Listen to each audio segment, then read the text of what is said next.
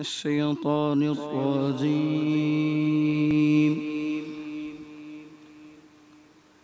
بسم الله الرحمن الرحيم.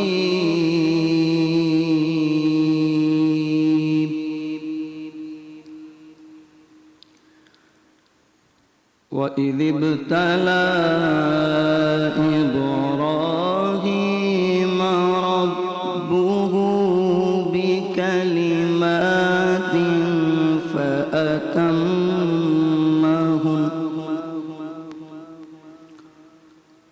قال إني جاعلك للناس إماما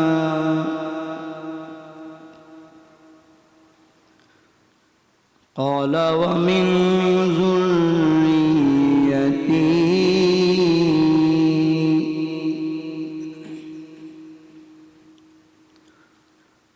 قال لا ينال عهد الظالمين.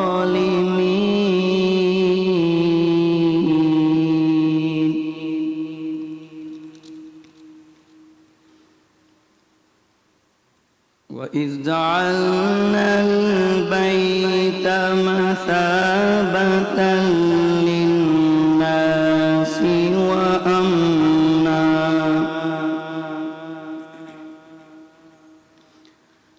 واتخذوا من مقام إبراهيم مصلى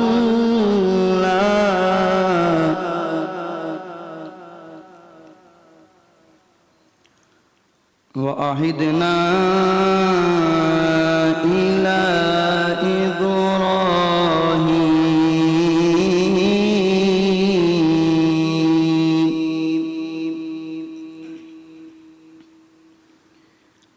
إبراهيم وإسماعيل أن طهر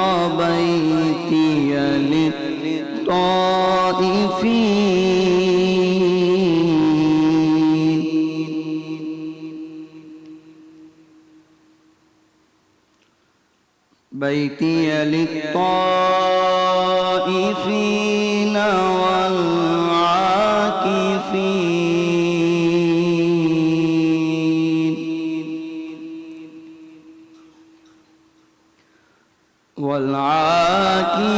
والعاكفين والركع السجود.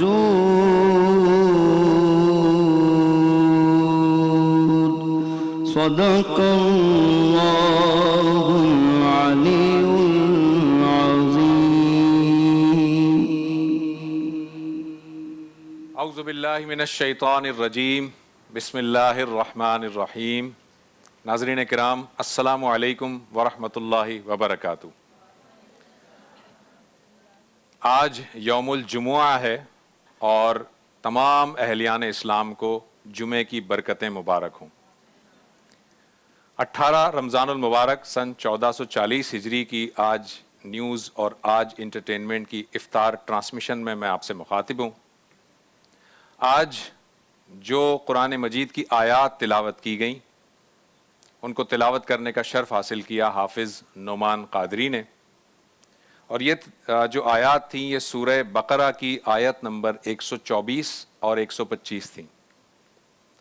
اللہ تعالیٰ اس میں فرماتے ہیں، جب ابراہیم کو ان کے رب نے کئی باتوں میں آزمایا اور انہوں نے سب کو پورا کر دیا تو اللہ نے فرمایا کہ میں تمہیں لوگوں کا امام بنا دوں گا.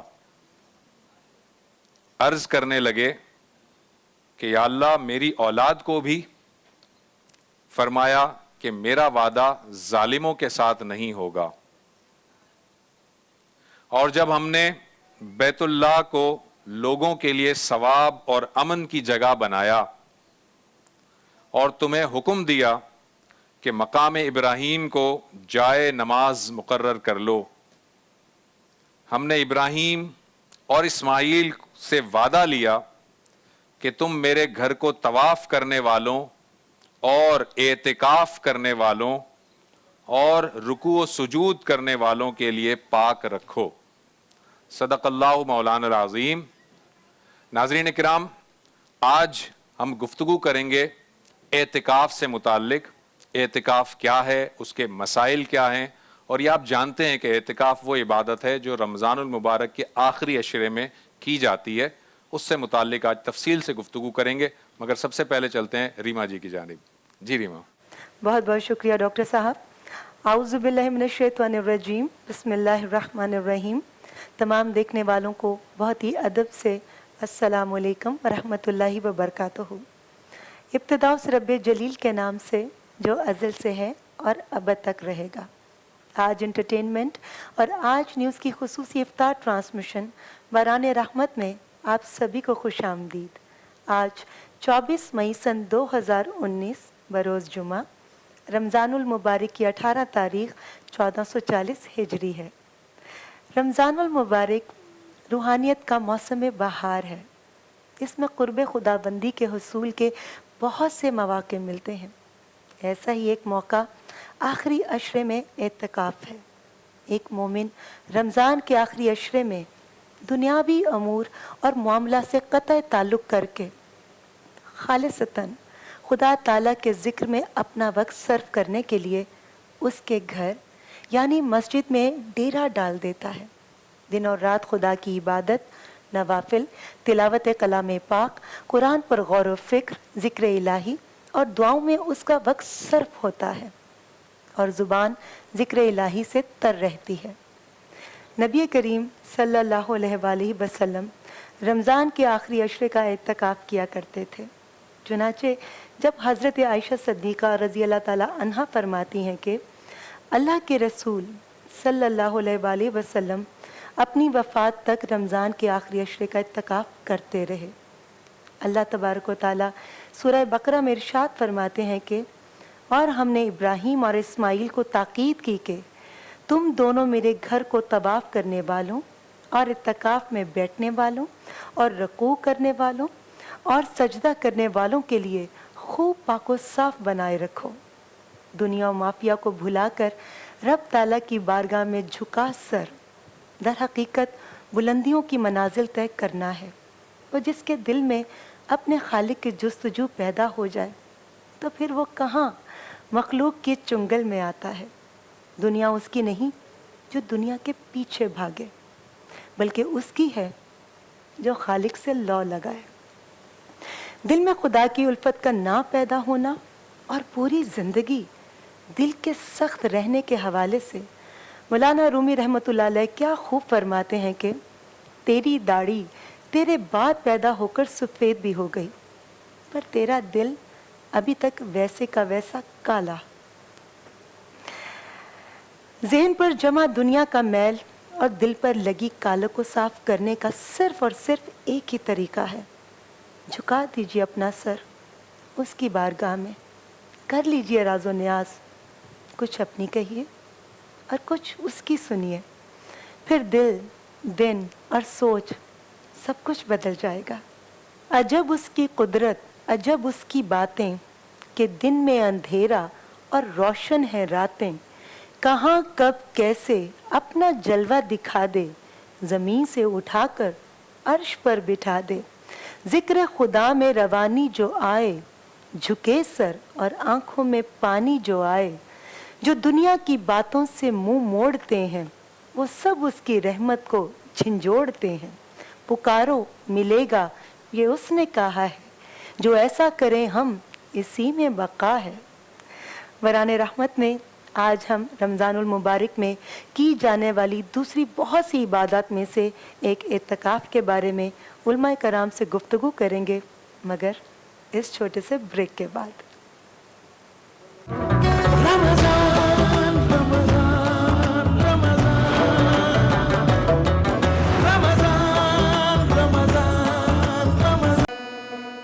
عشرہ جہنم سے خلاصی کا عشرہ ہے نبی صلی اللہ علیہ وسلم کے فرمان کے مطابق، اور ہم یہ بھی جانتے ہیں کہ یہ جو آخری عشرہ ہے رمضان المبارک کا، اس میں اہلیان اسلام جو ہے وہ مسجدوں میں تنہائی میں گوشہ نشینی اختیار کر لیتے ہیں، جسے ہم اعتکاف کہتے ہیں۔ ہم آج گفتگو کریں گے اعتکاف سے متعلق، کیونکہ 2 دن کے بعد یہ عبادت جو ہے اس کا ٹائم سٹارٹ ہو جائے گا، تو اس کے مسائل کیا ہیں ان پر گفتگو کریں گے۔ میرے ساتھ اس اسٹوڈیو میں موجود ہیں مفتی اقبال نقشبندی صاحب۔ السلام علیکم مفتی صاحب۔ السلام ورحمۃ اللہ۔ مفتی صاحب یہ آپ کے پوتے ہیں؟ یہ پوتے ہیں جی۔ یہ اچھا، کیا نام ہے ان کا؟ زین العابدین۔ زین العابدین، ماشاءاللہ جی۔ مفتی صاحب آج اپنے پوتے کو بھی یہاں پر لے کر آئے ہیں، اور ان کے ساتھ ساتھ یہاں پر تشریف رکھتے ہیں مولانا جواد حسین عابدی صاحب۔ السلام علیکم۔ وعلیکم السلام۔ کیسے ہیں آپ؟ دعائیں۔ جی، اعتکاف سے متعلق کیا سوال ہے آپ کے پاس پہلا؟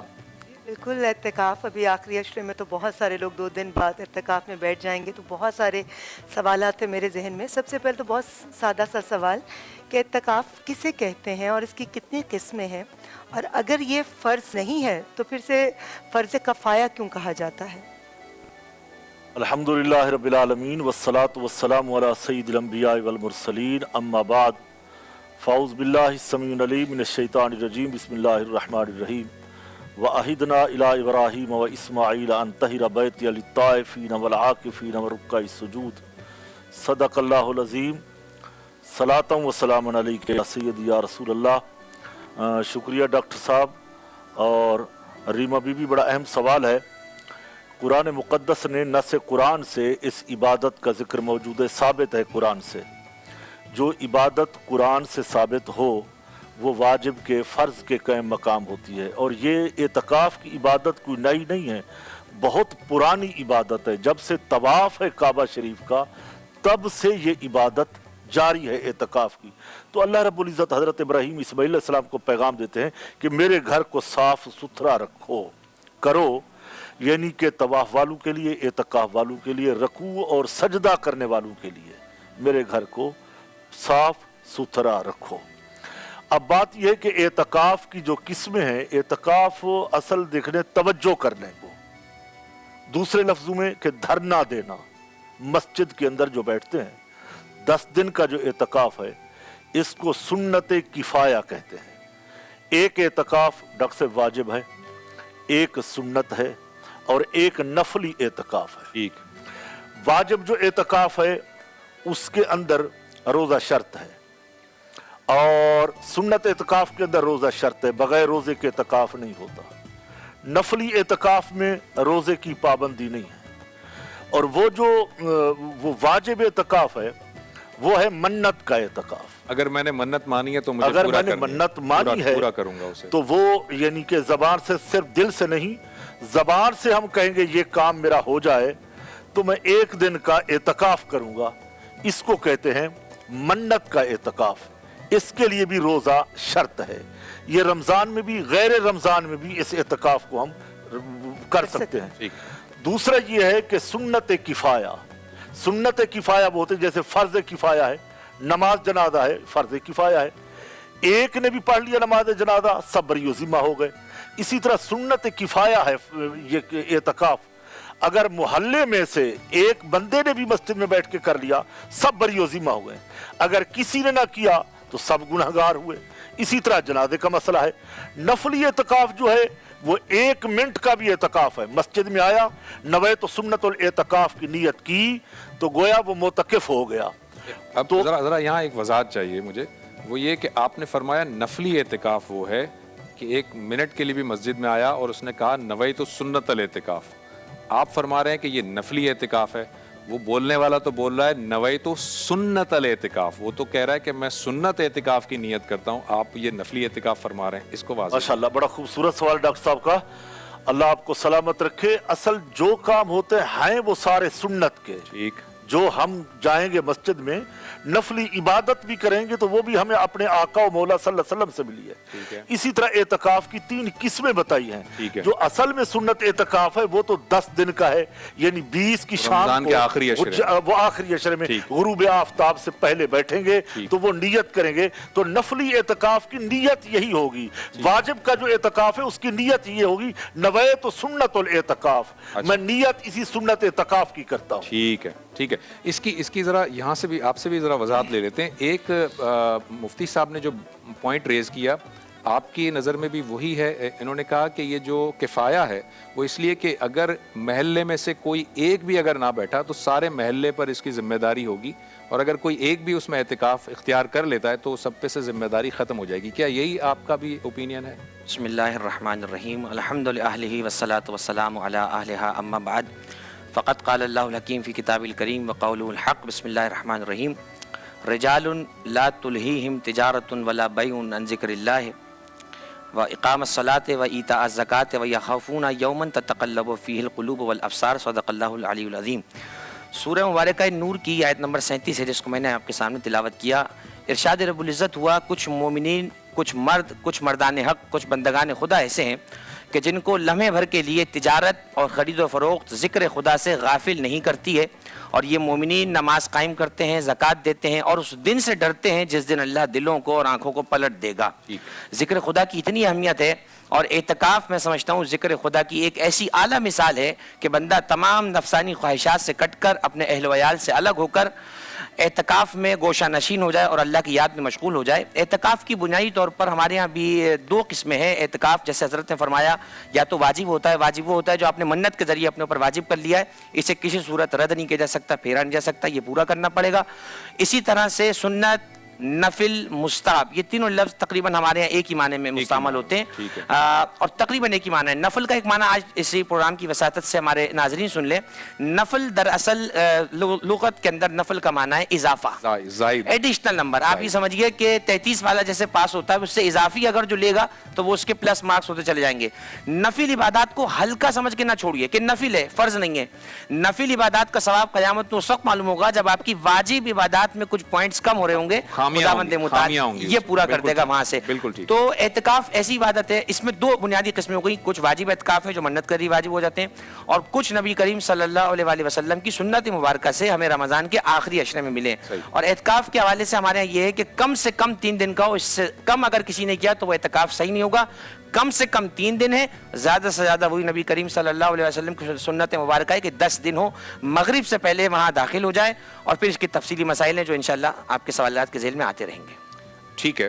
میں جو پوچھنا چاہ رہا تھا وہ یہ کہ وہ کفایہ والی بات، وہ اس میں ہاں نہیں، کفایہ والی بات ہمارے یہاں اس طرح سے موجود نہیں ہے. کفایہ میں یہ ہو جائے گا کہ جیسے ہمارے جنازہ کی مثال دی، غسل میت ہے، یہ امور ہیں واجب کفائی کہ اگر یہ کسی نے نہ کیا. اعتکاف کا اس طرح سے ہمارے میں اسی لیے جاننا چاہ رہا تھا تاکہ اوپینین آپ کا بھی آ جائے. آپ کے اس میں کفایہ اس میں نہیں ہے. جی آپ کا. میں بالکل اسی چیز کو آگے بڑھاتے پوچھنا چاہوں گی کہ یہ تو ہمیں ملتا ہے، دین کے ذریعے پتہ چلتا ہے کہ آپ کی ذات اقدس آخری عشرے میں اعتکاف میں بیٹھے. کیا پہلے 2 عشروں میں بھی آپ نے کبھی اعتکاف میں آپ بیٹھے یا آپ نے اعتکاف کیا؟ نبی رحمت صلی اللہ تعالیٰ علیہ وسلم کی حدیث ملتی ہے، سرکار نے پہلے 2 عشروں میں بھی اعتکاف فرمایا. یہ ملتا ہے، بالکل ملتا ہے کتابوں کے اندر، بخاری میں، صحیح مسلم کے اندر یہ روایتیں ہیں. حضرت ام عائشہ کی روایتیں، حضرت ابو سعید خدری رضی اللہ تعالیٰ عنہ کی حدیثیں ہیں کہ سرکار علیہ الصلوۃ والسلام پہلے 2 عشروں میں اعتکاف فرما چکے.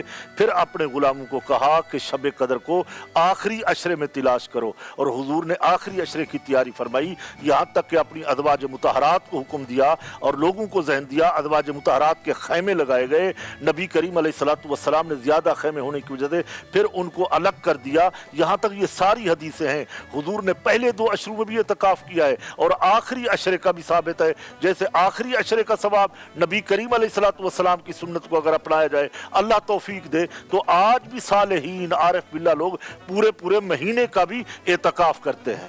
بالکل ٹھیک ہے. آپ نے مفتی صاحب نے جیسے کہ بات کی، نبی صلی اللہ علیہ وسلم نے دوسرے جو 2 عشرے ہیں، پہلے اور دوسرے، اس میں بھی اعتکاف فرمایا ہے. اس کی روایات بھی ہمیں ملتی ہیں. تاہم آپ نے یہ بھی فرمایا کہ میں جب دوسرے عشرے کا اعتکاف میں کر رہا تھا تو ایک بتانے والے نے بتایا، یعنی فرشتہ آیا، اس نے کہا کہ شب قدر کو رمضان المبارک کے آخری عشرے کی طاق راتوں میں تلاش کرو. لہٰذا پھر آپ نے لوگوں کو حکم دیا کہ وہ آخری عشرے میں جو ہے وہ اعتکاف کریں تاکہ طاق راتوں کو پا سکیں. ایک چھوٹا سا ہم بریک لیتے ہیں جی. بریک کے بعد واپس آئیں گے، گفتگو کو یہیں سے کنٹینیو کریں گے.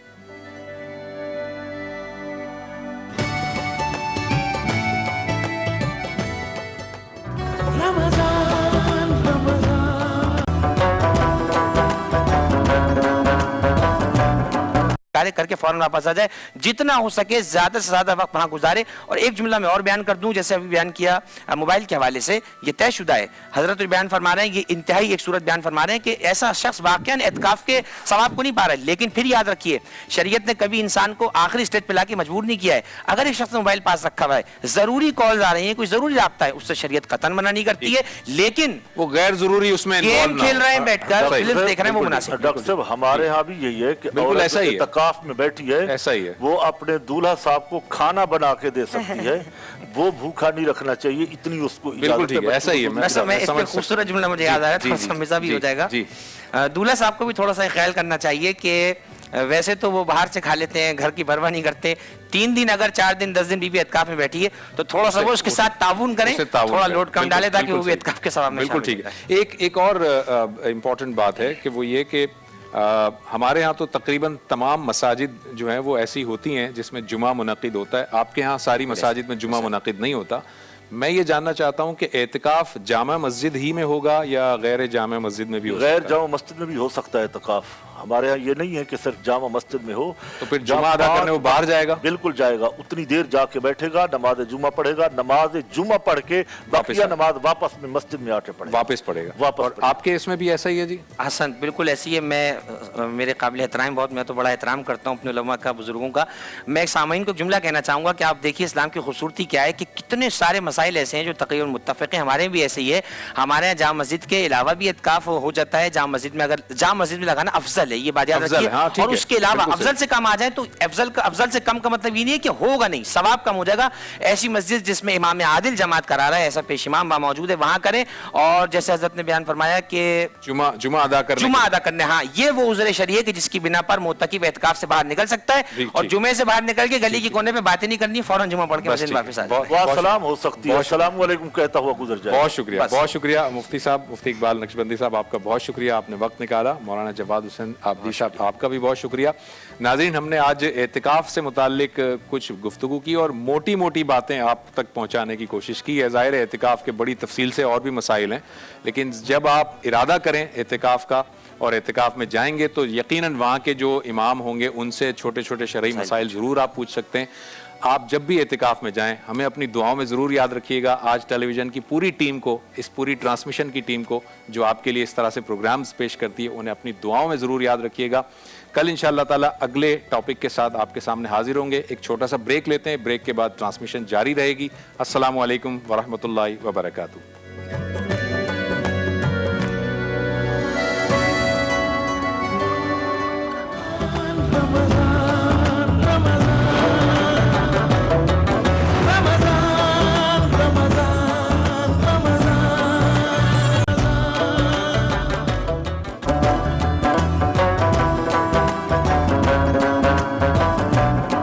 آپ مجھے بتائیں. اسمائل اگین ہمارا ایک ایسا ادارہ ہے جس میں تیزاب یا مٹی کے تیل سے جلائی جانے والی خواتین جو ہیں وہ ان کا ہم علاج کرتے ہیں, اور علاج کے بعد ان کو ان کے پاؤں پہ کھڑے ہونے کے لیے کچھ نہ کچھ ہنر سکھاتے ہیں تاکہ وہ دوبارہ سے معاشرے کا فعال فرد بن سکیں. ساتھ ساتھ اس گھناؤنے جرم کے حوالے سے لوگوں کو آگاہی دینا, پریشر گروپس بنانے, اگر کسی بچی کے ساتھ یہ واقعہ ہو جاتا ہے تو جو پرپیٹریٹر ہے یا مجرم ہے اس کو سزا دلوانا, اور اس کی اویئرنیس اگین کہ جو قانون ہے اس کو کس طرح سے امپلیمنٹ کیا جائے, زیادہ سے زیادہ سزائیں ہوں اور یقینی ہوں اور جلد سے جلد ہوں, تاکہ یہ جو بہت ہی گھناؤنا ڈومیسٹک وائلنس ہے وہ ختم ہو جائے. آپ نے بڑی خوبصورت بات کی. دیکھیں, آپ لوگوں کو خوبصورت بنانے کا کام کرتی ہیں. میک اپ سے آپ نے سٹارٹ لیا اور اس کو آگے چل کر اب آپ خواتین کی سرجری کے لیے جو ہماری برن وکٹمز ہیں جن کے چہروں پر ان کے گھر کے حالات کی وجہ سے تیزاب پھینک دیا جاتا ہے, ایسڈ پھینک دیا جاتا ہے, ان بچیوں کے ساتھ جو ہوتا ہے اور جس تکلیف سے وہ گزرتی ہیں وہ تو بیان سے باہر ہے. آپ لوگ صرف سن سکتے ہیں, کمزور دل خواتین, کمزور دل لوگ جو ہیں وہ دیکھ بھی نہیں سکتے. تو یہ اتنا خوبصورت کام کر رہی ہیں اور میرے خیال میں اتنا بڑا صدقہ جاریہ ہے کہ ان بچیوں کی اس وقت کیا حالت ہوتی ہے آپا جب وہ آپ کے پاس آتی ہیں، کیونکہ کسی کے شوہر نے، کسی کے بھائی نے، کسی کے باپ نے، کسی کے رشتہ دار نے، کسی کے منگیتر نے، اور کسی نے خاندانی دشمنی کی بنا پر اس طرح کی حرکتیں کی ہوتی ہیں. تو آپ کے پاس جب یہ بچیاں آتی ہیں تو ان کی اس وقت کیا کیفیت ہوتی ہے اور آپ کیسے ان کو حوصلہ دیتی ہیں؟ سارے جو آپ نے ریزنز بتائے ہیں اس میں ایک اور بھی ریزن یہ ہوتا ہے کہ بیٹیاں جب پیدا ہو جاتی ہیں تو اس وقت بھی ان کے اوپر تیزاب یا مٹی کا تیل چھڑک کر جو ہے وہ جلا دیا جاتا ہے.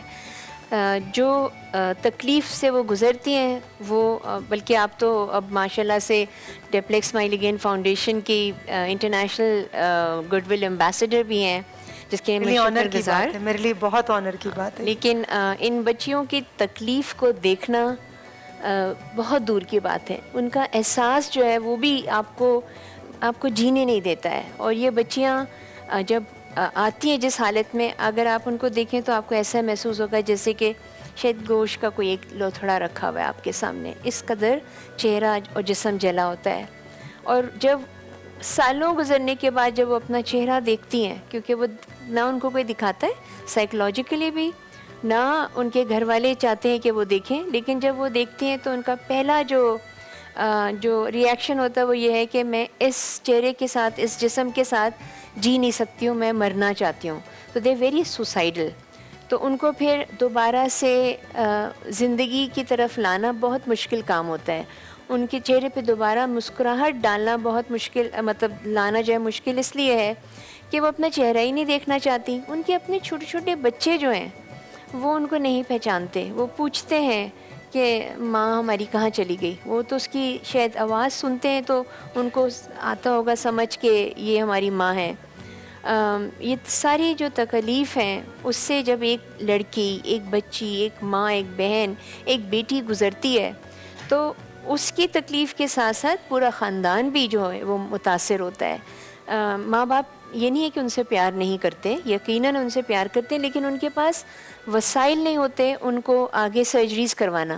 کیونکہ ایک بچی جو ہے وہ 20 25 سرجریز کے بعد جا کے کچھ ایسی ہوتی ہے کہ آپ دیکھیں تو آپ کہیں کہ اچھا بیچاری کے ساتھ کچھ ہوا ہے. اور پھر جو لوگوں کے رویے ہوتے ہیں وہ اور زیادہ پریشان کن ہوتے ہیں. ہماری سوسائٹی کے جو رویے ہیں، آپ کو پتہ ہے کہ ہم کسی کو دیکھ کر آپ ہائے توبہ توبہ استغفر اللہ کریں یا کچھ تو کیا ہوگا اس نے جو یہ حال ہوا ہے. یہ رویے شاید اس سے بھی زیادہ تکلیف دیں جس سے وہ گزری ہیں. میں چاہوں گی، میں ریکویسٹ کروں گی اپنی ٹیم سے کہ وہ ویڈیو ضرور دکھائیں. مجھے بھی اتفاق ہوا ان بچیوں سے، کچھ بچیوں سے ملنے کا. آپ پلیز وہ ویڈیو ضرور پلے کیجیے. میں ہوں ریما خان، ایک با اختیار پاکستانی، اور یہ بھی مجھے ڈی ایس ایف نے طاقت دی دوسروں کا دکھ دور کرنے کے لیے. ایسڈ سروائیور اور ایک بزنس آنر، ایسا ممکن کیا اسمائل اگین کے ساتھ. میں اسد سروائیور ہوں اور ایک بیوٹیشین. میں با ہنر ہوں، آج جو کرتی ہوں ڈی ایس ایف کی وجہ سے ہوں. Thank you D S F. میں ایک باہمت ماں ہوں، مجھے یہ حوصلہ اسمائل اگین پوزیشن نے دیا ہے. مجھے لوگوں کو خوبصورت بنانے کا ہنر ڈی ایس ایف نے دیا ہے. ڈیپلیکس اسمائل اگین فاؤنڈیشن ہمارا مفت علاج کروا رہا ہے. اب ہم اپنے ہاتھوں سے سب کام کر سکتے ہیں. شکریہ ڈی ایس ایف. میں ڈاکٹر بننا چاہتی ہوں. میں ٹیچر بننا چاہتی ہوں. ڈی ایس ایف ہمارا یہ خواب پورا کر رہے ہیں. Thank you D S F. تیزاب گردی سے متاثرہ خواتین کے علاج اور ان کو با اختیار بنانے کے لیے اپنی زکوٰۃ اور عطیات ڈیپلیکس اسمائل اگین فاؤنڈیشن کو دیجیے.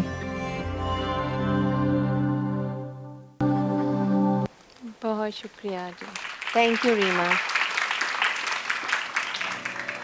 بہت خوبصورت کام کر رہی ہیں. اچھا آپ مجھے یہ بتائیں کہ یہ جتنے بھی حادثات اور واقعات آپ نے قانون جو لوگ بناتے ہیں، قانون کے جو روح رواں ہیں، آپ نے ان کو اپروچ کیا کہ جو لوگ ایسی حرکتیں کرتے ہیں ان کو فوراً اسی وقت سزا دی جائے، ان کی بیل ہی نہ ہو؟ بیل تو خیر قاتل کو بھی ہو جاتی ہے قانون کے تحت، لیکن یہ بھی قتل ہی ہے. اور جو روزانہ وہ بچی مرتی ہے اور روزانہ جیتی ہے. ہاں، لیکن انفارچونیٹلی ہماری جو پبلک ہے، ہمارے جو لوگ ہیں، ان کو اس قانون کے حوالے سے کیونکہ اتنی آگاہی نہیں ہے، تو جب یہ ایف آئی آر لکھواتے ہیں تو ایک تو بہت ویک ایف آئی آر ہوتی ہے. پھر لکھنے والا اگر یہ سوال کرے کہ جی کی تاسی تو نے، یعنی اس نے پہلے ہی سوچ لیا کہ اس نے جو کچھ کیا اس کو ضرور یہی سزا ملنی چاہیے تھی. ہمیں یہ معاشرہ اور ہمیں یہ سوچ جو ہے وہ یقیناً بدلنی پڑے گی. ابھی کوئی ہفتہ 10 دن پہلے جو ہمارے پریویس چیف جسٹس صاحب تھے, انہوں نے بھی جب ہماری شیخ ثاقب نثار صاحب جی ثاقب نثار صاحب تشریف لائے, اور جب وہ آئے تو وہ مطلب حیران رہ گئے, اور انہوں نے باقاعدہ کہا کہ مجھے مطلب افسوس ہے کہ میں ان بچیوں کے لیے وہ کچھ نہ کر سکا. لیکن بہرحال حکومت اور حکومتی جو ادارے ہوتے ہیں وہ اور بھی بہت سے مشکل یا مسائل میں ہوتے ہیں, جس میں خواتین کے مسئلے مسائل بہت کہیں نیچے آتے ہیں. اور میرے خیال میں مجھے محسوس ہوتا ہے کہ ہم سب کو مل کر آواز اٹھانی چاہیے. ابھی پچھلے دنوں 10 سالہ بچی کا واقعہ ہوا ہے, اور اس طرح کہ زینب کا اس سے پہلے واقعہ ہوا, اور یہ تیزاب کے حوالے سے تو ہر وقت کوئی نہ کوئی خبر آ رہی ہوتی ہے. میں سوچ رہی تھی کہ میں پوچھوں گی کہ کیا اس میں کوئی کمی ہوئی یا مزید شدت آ گئی ایسے واقعات میں. میں حیران اس بات پر ہوتی ہوں کہ ابھی یعنی کہ ہفتہ بھر پہلے میڈیا بھرا ہوا تھا اس خبر سے کہ ایک بچی جو تھی وہ کہیں پہ ایز اے خادمہ کام کرتی تھی, اور اس کو 2 سال کے بعد جب اس کے والدین کو واپس کیا گیا اس لڑکی کو, تو وہ تیزاب سے پوری جو جلی ہوئی عورت تھی, جس کی آنکھ آپ اس کے گوشت جو تھے وہ لٹک کے یہاں پہ چپکے ہوئے تھے. وہ اس وقت جناح ہاسپٹل لاہور میں علاج اس کا شروع ہو گیا ہے. ظاہر ہے کہ لوگوں نے شور مچایا ہے, لیکن یہ 2 سال پہلے ایک عورت کو, ایک لڑکی کو جلانے کے بعد اس کو چھپا کے رکھنا, اس کے ساتھ زیادتی ہوتی رہی, یہ تمام چیزیں جو ہیں یہ ہمیں صرف ایک ہی بات مجھے سمجھ میں آتی ہے کہ اگر ہم سمجھتے ہیں کہ ہم تعلیم کا فقدان ہے تو مذہب سے بھی بہت دوری ہے, اور اس مذہب کی دوری کو بھی ہمیں سمجھنا چاہیے کہ قرآن شریف بچوں کو پڑھانے کے بعد ہمارا فرض نہیں پورا ہو جاتا. جہاں وہ شعور کی منزلوں کے اوپر آئیں وہیں پر ہمیں ان کو اس کا ٹرانسلیشن اس کو سمجھانا چاہیے کہ صرف ماں کا ایک رشتہ نہیں ہے جس کا احترام ہے, باقی سارے رشتے بھی اتنے ہی محترم اور اتنے ہی پیارے ہیں. رسول اللہ صلی اللہ علیہ وسلم اپنی جگہ سے کھڑے ہو جاتے تھے, حضرت فاطمہ الزہرا کو اپنی جگہ پہ بٹھالتے تھے بوسہ دے کے. یہ ہمارے رسول صلی اللہ علیہ وسلم کا طریقہ کار تھا ایک عورت کو احترام اور محبت دینے کا. ہمیں یہ چیزیں کیوں نظر نہیں آتی؟ اب آپ سے یہ خوبصورت باتوں کا سلسلہ جاری رہے گا. بہت ہی اچھی گفتگو آپ کر رہی ہیں. مسرت آپ ہمارے ساتھ رہیں گی. طب نبوی کے سیگمنٹ میں بھی ہم لیں گے اس وقت چھوٹا سا بریک سے واپس آ کر ہم اپنی گفتگو کا سلسلہ یہیں سے شروع کریں گے. لیتے ہیں ایک چھوٹا سا بریک.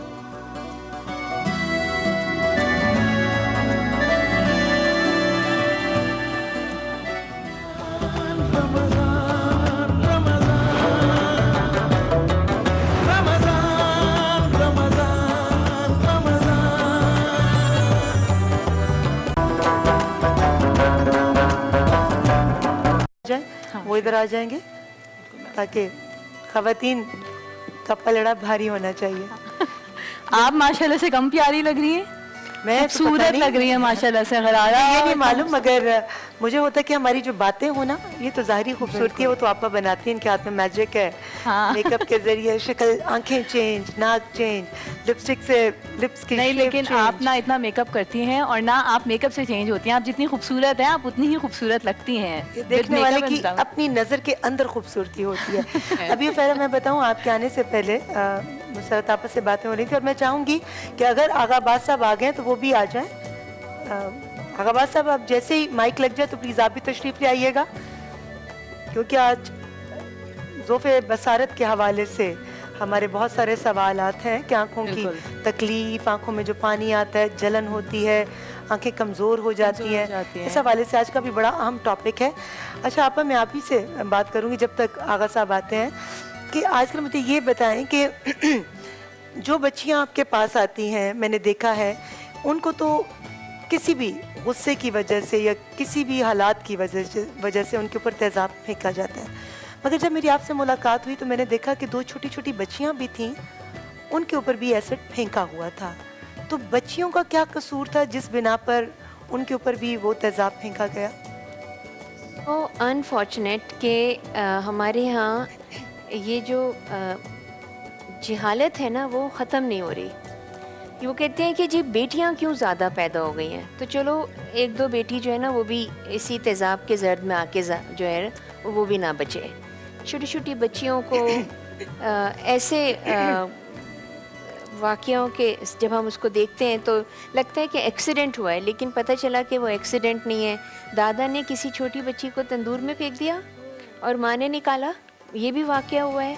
या शौहर जो था वो तेज़ाब फेंक रहा है तो अपने साथी जो अपनी बीवी के साथ जो बच्चियाँ हैं उनके ऊपर भी तेज़ाब आ गया। ये मतलब फिर वही बात मैं कहती हूँ कि रसूलुल्लाह सल्लल्लाहु अलैहि वसल्लम के ज़माने में बच्चियों को ज़िंदा दफन कर दिया जाता था, दफन कर दिया जाता था। रसूलुल्लाह सल्लल्लाहु अलैहि वसल्लम ने उस रिवायत को ख़त्म किया, ठीक है, और बच्चियों को रहमत कहा, ठीक है। कुरान के अंदर बहुत सारी ऐसी बातें जो इतनी साफ़ हैं, बेटियां रहमत। अगर आप ना खुश हैं अपनी शादी में तो अगर मर्द को तलाक का हक़ है तो औरत खुला भी ले सकती है। अगर वो शादी नहीं करना चाहती तो आप तेज़ाब इसलिए ना डालें कि तू मेरी नहीं तो तू किसी की नहीं हो सकती, क्योंकि कुरान कहता है कि बच्चियों को उनकी पसंद की शादी की इजाज़त है। अगर वो बेटियां हैं और वो जायदाद का हिस्सा बन रही हैं तो कुरान उस पर भी आपको जायदाद के हिस्से का पूरा तरीक़ा कार बताता है। आप उसको भी जलाने की कोशिश करते हैं कि ये जल जाए, मर जाए, तो वो जो छोटी सी ज़मीन का एक टुकड़ा है वो मेरे बेटे को मिल जाए। मतलब ये जिहालत है, ये सोच है, ये दिमाग की ख़राबी है। मुझे तो समझ में नहीं आता। मैं सिर्फ यही दुआ करती हूँ कि अल्लाह ताला जो है वो उनको भी हिदायत दे और हम सब लोगों को इतना मजबूती दे कि हम बुराई का हाथ पकड़ें, हम सिर्फ उसको दिल में बुरा ना समझें। लिए हाथ उठाएं, उसके लिए आवाज़ उठाएं जो आप कर रही हैं कि वाकई ये बड़ी तकलीफ दह बात है जी। आज हमारी ट्रांसमिशन में जो ये गुफ्तगू शामिल की गई है, हम सब लोग यहाँ बैठे हैं कि किस तरह से हम अपनी इस्लाह कर सकते हैं, अपने आप को एक बेहतर इंसान बना सकते हैं, कैसे अपने मुआशरे को बेहतरी की जानिब लेकर जा सकते हैं। तो इस तरह की बातें, ऐसे वाक़यात, ऐसे हादसा जब होते हैं तो बहुत तकलीफ़ होती है कि ये कोई गैर जगह नहीं है, हम गैर मुस्लिमों के साथ नहीं रह रहे, हम कुरान और हदीस को पढ़ने वाले लोग हैं। ख़ातमुन नबीय्यीन नबी पाक सल्लल्लाहु अलैहि वसल्लम की ज़ात अक़दस की बताई हुई राह जो है वो हमारे सामने है। कुरान की सूरत में हिदायत की किताब हमारे सामने है। इसके बावजूद हम आज भी वही जाहिलाना सोच रखते हैं। इस तरह के जो एक्ट्स हैं वो हमें, मुझे अफसोस होता है, तकलीफ़ होती है कि हमारा कानून, बेशक हमारे हाथ कुछ बंधे हुए हैं, मगर मैं रिक्वेस्ट करूंगी आज की ट्रांसमिशन से तमाम देखने वालों से, तमाम कानून बनाने वालों से, तमाम कानून के पासदारों से कि खुदारा कोई ऐसी शक भी शामिल कीजिए अपने आइन के अंदर कि जो ऐसी हरकत करते हैं अगर उनको उसी वक्त सज़ा दे दी जाए गवाहों की मौजूदगी में, गवाही के फ़ौरन बाद, तो इस तरह के वाक़यात में बहुत हद तक कमी आ जाएगी। दुआ है और इल्तिजा भी है, अल्लाह हमारी दुआ कबूल करे और अल्लाह हमारी इल्तिजा जितने भी सुनने वाले हैं उनके कानों तक पहुँचे और उनके दिलों पर भी असर करे।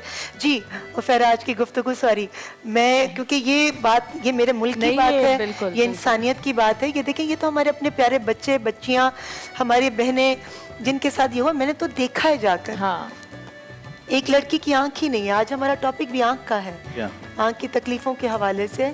एक बच्ची की आँख नहीं है, एक मुस्कुराना सदका जारिया है, आपने उसके पूरे चेहरे की खूबसूरती छीन ली, आपने उससे बोलने की ताकत छीन ली, आपने उसको अपने आप को देखने की ताकत छीन ली। कैसे आप अल्लाह ताला की बनाई हुई चीज़ को ख़राब कर सकते हैं? आपको किसने ये जुर्रत दी है? आपको किसने ये इख्तियार दिया? हम जो सवाब करते हैं हमें सिला उसकी ज़ात की तरफ से मिल रहा है, हम जो गुनाह करते हैं हमें उसका सिला भी उसकी ज़ात की तरफ से मिल रहा है। आप अल्लाह ताला की बनाए हुई चीज़ों को, कानून को कैसे अपने हाथ में? इंसान दरअसल अपनी हैसियत भूल जाता है, वो अपने आप को ना खुदा परवरदिगार से भी बहुत ऊंचा जानने लग जाता है, नाउज़ुबिल्लाह, और समझता है कि शायद मैं जो कर जाऊंगा उसका नतीजा जो निकलेगा वो मेरी मर्जी के मुताबिक होगा, जबकि ऐसा नहीं होता।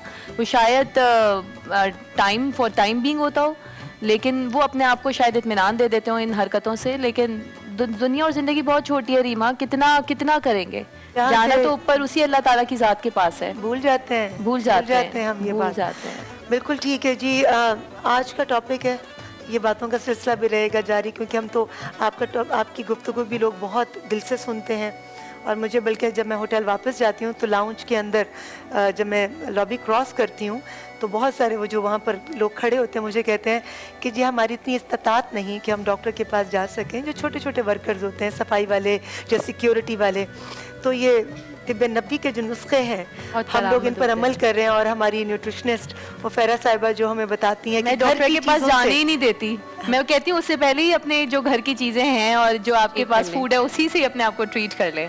اور میں ڈاکٹر کا سوچنے بھی نہیں دیتا ہوں. جی آغا باز صاحب, آج آپ کو پتہ ہے جیسے ہمارا ٹاپک ہے کہ ذوف بصارت کے حوالے سے آپ تھوڑی روشنی ڈالیے کہ نظر کی کمزوری یہ کس بنا پر ہوتی ہے اور اس کا کیا علاج ہے. بسم اللہ الرحمن الرحیم.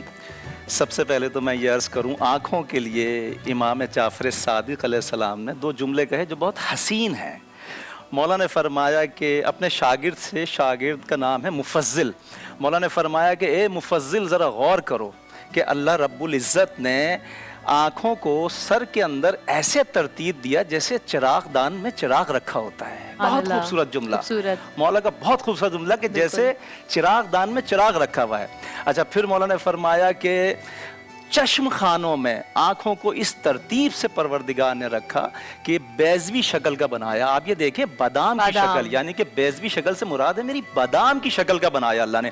اگر اس کو گول بنا دیتا, ہم جو بھی دوائی ڈالتے, ڈراپ ڈالتے, سرما لگاتے یا تنکا چلا جاتا تو وہ نکالنا بہت مشکل ہو جاتا اس کے لیے. لیکن خدا نے دونوں سائڈ پہ ایسا سلوپ دیا ہے کہ رات کو آپ اس میں دوائی ڈالیں, سلوپ کے ذریعے سے سارا کچرا, ساری گند وہ سائڈ میں آ جاتی ہے, آپ آرام سے پرسکون ہو جاتے ہیں. اچھا پھر پروردگار نے دونوں آنکھوں کے بیچ میں جو ناک کو بنایا, اگر ناک دونوں آنکھوں کے بیچ میں نہیں ہوتی تو متوازن طرح سے نہیں دیکھ سکتے تھے ہم. دیکھیے حکمت, دیکھیے پروردگار کی, سبحان اللہ, اتنی متوازن ہماری آنکھ میں روشنی نہیں آ سکتی تھی, ہم نہیں دیکھ سکتے تھے. پروردگار کی حکمت کو اگر آپ سمجھ لیں انسان کہ پروردگار اپنے وجود پہ اگر ہم نگاہ ڈال لیں تو پروردگار کو, اللہ کو پہچان لیں, ہم بہت آسانی سے پہچان لیں. اچھا اگر پیٹ میں لگا دیتا آنکھیں ہم کیسے دیکھتے, گھٹنوں میں لگا دیتا ہم کیسے دیکھتے. اللہ کی حکمت دیکھیے آپ کہ خدا نے سر چونکہ سب سے اولا مقام ہے, اولا مقام پہ اتنی نازک چیز کو فٹ کیا پروردگار نے, اور ہر چیز سے دیکھیے محفوظ ہے. اور جو پلکیں لگائیں وہ پردہ ہے, جیسی جب آپ چاہتے ہیں وہ پردے سے بند کر لیتے ہیں, آنکھوں کو سیف کر لیتے ہیں, جب چاہتے ہیں آپ پردہ اٹھا لیتے ہیں. پروردگار کی حکمت دیکھیے. اچھا اب میں آج کے زمانے کے حوالے سے تھوڑی سی بات کرنا چاہوں گا کہ آج کے زمانے کے حوالے سے یہ ہے کہ نو مولود بچوں کو جو آنکھیں ویک ہو جاتی ہیں, سب سے پہلے میں اس پہ بات کرتا ہوں. بچوں کے جب دانت نکلتے ہیں اور اس میں بخار ہو جاتا ہے اور بخار کو صحیح سے کنٹرول نہ کرا جائے, اس کی بخار کی شدت کی وجہ سے کچھ بچوں کی آنکھیں ویک ہو جاتی ہیں اور ان کو بچپن میں چشمہ لگ جاتا ہے. اور ہم جیسے لوگ جو ہوتے ہیں ذرا عمر رسیدہ, ادھیڑ عمر کے لوگ, ان کی آنکھیں جو ویک ہوتی ہیں, میں تو بہت باریک بینی سے پڑھتا ہوں, مطالعہ میرا زیادہ ہے اس لیے میری آنکھ تھوڑی سی ویک ہو گئی ہے. تو ادھیڑ عمر کے جو لوگ ہوتے ہیں ان میں شدید نزلہ زکام اس کی وجہ سے ویک ہوتی ہے, یا زیادہ مطالعے کی وجہ سے, یا بہت سے لوگ سنار ہوتے ہیں ان کی آئی سائٹ بھی ویک ہو جاتی ہے. جتنا آپ باریک کام کریں گے, باریک بینی سے کام کریں گے, اتنی آپ کی آنکھ ویک ہو جائے گی. بہت سارے لوگوں کی آنکھ بدہضمی کی وجہ سے بھی آنکھ ویک ہو جاتی ہے, اور بہت سارے لوگوں کی آنکھ بدہضمی کے حوالے سے میں ایک بات کروں کہ بدہضمی سے جن لوگوں کی آنکھ ویک ہوتی ہے تو ان کو بخار چڑھتا ہے, اس کی شدت سے آنکھ کی بینائی کی نظر جو ہے گر جاتی ہے. اس میں رسول خدا صلی اللہ علیہ وسلم نے فرمایا کہ کمبھی ایک چیز ہوتی ہے جسے مشروم کہتے ہیں اور چائنیز کھانوں میں بہت زیادہ ڈلتا ہے. تو رسول خدا نے فرمایا کہ کمبھی کو لیجئے اور اس کو ابال لیجئے اور اس کا جو پانی نکلے گا اس سے آنکھوں کو دھو لیجئے, تو اس سے جو وہ بینائی بخار کی حالت میں گئی ہوتی ہے واپس آ جاتی ہے.